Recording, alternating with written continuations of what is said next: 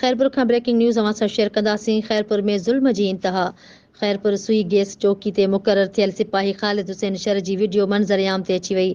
सुई गैस शहर जे रहवासी कुर्बान अली गोपांग सुई गैस शहर खां पंहिंजे ॻोठ हाजी लाल बख्श गोपांग वञी रहियो हुयो त रस्ते में सिपाही ख़ालिद हुसैन शर बीहारे तलाशी वठण दौरान 35,000 रुपया कढिया आहिनि।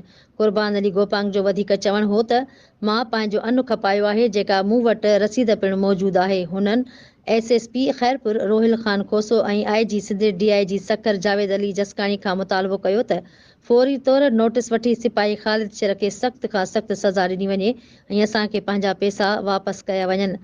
असां सां इंसाफ़ कयो वञे, न त ॿी सूरत में एहतिजाज कयो वेंदो।